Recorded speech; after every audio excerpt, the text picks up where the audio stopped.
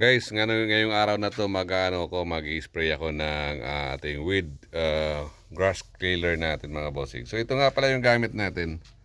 So yung ating weed grass killer natin na herbicide na yan mga bossing. So ayan. So napakabisa dito. Mula nung na-testing ko talaga, yung nakabili ako nito. So magandang gamitin, matagal ang tubo ng mga damo. So yan, so may din na po ako mga boss. Ito yung ating old na knapsack sprayer. So napakatagal na sa atin. Power Max Farm King.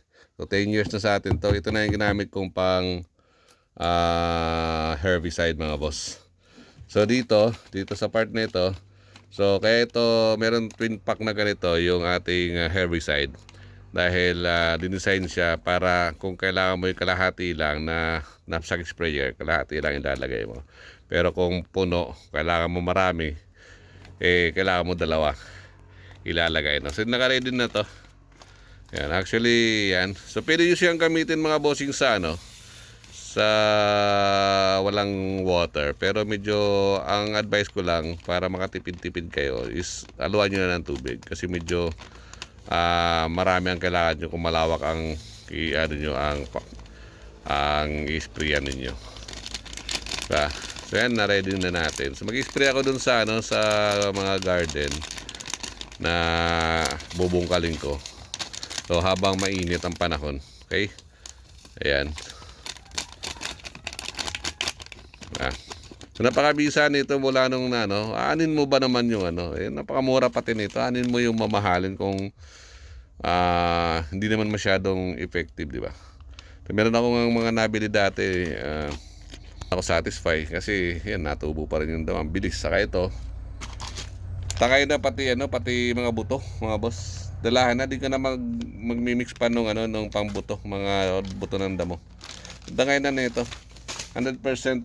So ito naka-buy 1, I buy 2, take 4 ito mga boss. I take 5. So ito, marami yan. Ayan. So ito, nabili natin. So around 289 ko lang nabili yan. Naka-free shipping to ito. Di ba? Mura lang. So ilang yan, 7 na to, 7. So 7 yung knapsack sprayer, marami na yan.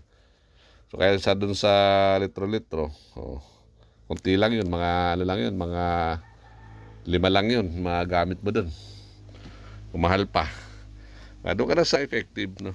Na proven and tested. So ako na nagpapatunay ng mga bossing. So abangan nyo na lang yung after 5 to 7 days yung epekto niyan. So isprayan ko na rin. Papakita ko sa inyo kung saan yung isprayan ko doon sa portion na yan hanggang doon sa may garden natin dyan. Dito na ako maglalagay ng tubig kasi may laman ng tubig dito. Tubig ulan lang yan, boss. Na rin siyempre. Hindi natin kailangan gumamit ng water pump. May tubig din naman tayo. Pero siyempre kung saan tayo makakatipid, gagawin natin. Okay? So yan, talagyan ko na ng tubig. So mas maganda pala lulusawin nyo muna siya sa tabo para ihalo nyo lang sa dito sa kung maganda yung sprayer nyo may panghalo, no? Pero okay na rin naman yan, malulusaw na rin yan. Yan. So yun lang mga boss yung update natin. So mag-spray tayo, dudugtong ko lang yung yung pag-spray ko dito sa video na to. Thank you and God bless po sa atin lahat. So yan mga boss, mag-spray na ako ngayon ng herbicide na yung ating weed grass control natin na yun, yung tiger na sinasabi ko. Ayan, Chinese. Okay, so dito sa portrait ko, gamit ko yung old natin knapsack sprayer. Ayan. Wala tayo taga-video kasi. Yan, so ito, tsatsagain na natin. So ito, na-sprayan ko na ito, wala pa isang buwan, no? Kita nyo naman, tubo na agad. Kaya ito ang binibili ko kasi matagal talaga itong matagal ang epekto. Yan. So lahat to sprayan ko, tinan mo naman yan. Yung sprayan ko nung isang pang-spray ko, wala pang isang buwan, tubo na naman. Diba? Ito matagal talaga to, pinapatunayan ko sa inyo. Yan. Kailangan ko ng sprayan to dahil yan, para din na magkabuto ulit. Ano? Diba? So malakas pa rin to sprayer natin. 10 taon na sa atin to. Ito na knapsack sprayer natin na to. Ano? Sulit na ako dito. Ginamit ko lang to pang herbicide talaga para din ako halo ang hugas ng hugas. Yung parang ito dami oh. Sorry, yung iba kinoculture yan, pero dito tinatanggal ko kasi siyempre gulay ang tinatanim natin. So ayaw naman nating padamihin yan dito kasi wala naman talagang market, wala pa tayong market yan. Kung may market tayo yan, bayan ang pararamihin natin. Diba? Kasi hindi masyadong alagain yan, tutubo lang dito yan.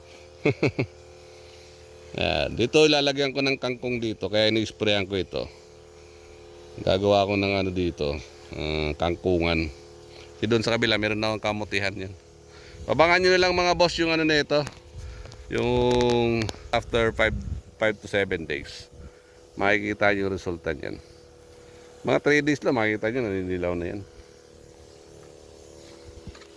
Yan. Diba? Sabay ko na rin dito sa paligid para ano, para sulit. Wala talagang kadamo-damo. Sinisprayan ko to ng isang klaseng ano, mahal-mahal bili ko doon. 1.5, 1 litro. Oo. Tumubo na naman agad. Yeah. Kaya paulit-ulit na gawa. Ayoko ng paulit-ulit na gawa.